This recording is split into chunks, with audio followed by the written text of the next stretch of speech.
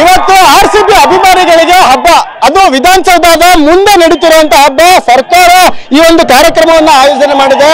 RCB ಅಭಿಮಾನಿಗಳಿಗೋಸ್ಕರ, ಆರ್ಸಿಬಿಯ ಮೇಲೆ ಸರ್ಕಾರಕ್ಕೆ, ಕರ್ನಾಟಕದ ಜನತೆಗೆ ಇರುವ ಪ್ರೀತಿಯನ್ನ ವ್ಯಕ್ತಪಡಿಸಲಿಕ್ಕೋಸ್ಕರ ಇವತ್ತು ಆರ್ಸಿಬಿ ಆಟಗಾರರಿಗೆ ಚಾಂಪಿಯನ್ಸ್ ಅನ್ನೋ ಒಂದು ಪಟ್ಟ ಸಿಕ್ಕಿದ ಮೇಲೆ ಇವತ್ತು ವಿಧಾನಸೌಧದ ಗ್ರ್ಯಾಂಡ್ ಸ್ಟೆಪ್ ಮುಂಭಾಗದಲ್ಲಿ ಒಂದು ಸರ್ಕಾರದಿಂದ ಸನ್ಮಾನದ ಕಾರ್ಯಕ್ರಮವನ್ನ ಮಾಡ್ತಿದ್ದಾರೆ. ಆ ಒಂದು ಕಾರ್ಯಕ್ರಮದ ಕಾಂಪೌಂಡ್ ಒಳಗಡೆ ಸಾರ್ವಜನಿಕರಿಗೆ ಎಂಟ್ರಿ ಇಲ್ಲದಿದ್ರು ಸಹಿತ ಆರ್ಸಿಬಿಯ ಅಭಿಮಾನಿಗಳು ಗೇಟಿನ ಅಂದ್ರೆ ಆ ಒಂದು ಕಾಂಪೌಂಡ್ ಗ್ರಿಲ್ ಇಂದ ಆಚೆ ಭಾಗದಲ್ಲಿ ನಿಂತ್ಕೊಂಡು ಆರ್ಸಿಬಿಗೋಸ್ಕರ ಚಾಂಟ್ ಮಾಡ್ತಿದ್ದಾರೆ. ಆ ಆರ್ಸಿಬಿಯ ಅಭಿಮಾನಿಗಳು ಎಲ್ಲರೂ ಸಹಿತ ಒಳಗಡೆ ಬರಬೇಕು, ಪ್ಲೇಯರ್ಗಳನ್ನ ನೋಡ್ಬೇಕು. ಆರ್ಸಿಬಿ ಅಭಿಮಾನಿಗಳು ವಿಧಾನಸೌಧದ ಬ್ಯಾರಿಗೇಟ್ ಅನ್ನ ದಾಟಿ ಒಳಗ್ ಬರುವ ಪ್ರಯತ್ನವನ್ನ ಎಷ್ಟು ಮಾಡ್ತಾರೆ ಅಂತ ಹೇಳಿ ನೋಡ್ಬೋದು.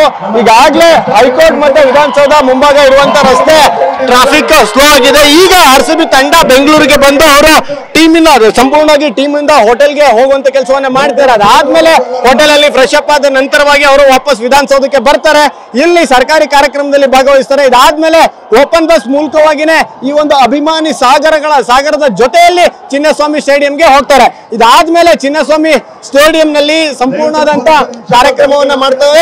ಅಲ್ಲಿ ಕಾರ್ಯಕ್ರಮಕ್ಕೆ ಈಗಾಗಲೇ ಸಂಪೂರ್ಣವಾದಂತ ಸಿದ್ಧತೆಯನ್ನ ಮಾಡ್ಕೊಂಡಿದ್ದಾರೆ. ಮತ್ತೆ ಇನ್ನೊಂದು ನನ್ನ ಬೆನ್ನಿನ ಹಿಂಭಾಗದಲ್ಲಿ ಅಂದ್ರೆ ವಿಧಾನಸೌಧದ ಗ್ರ್ಯಾಂಡ್ ಸ್ಟೆಪ್ಪಿನ ಮೇಲೆ ಈಗಾಗಲೇ ಸಿದ್ಧತೆಗಳನ್ನ ಮಾಡ್ಕೊಳ್ತಿದ್ದಾರೆ.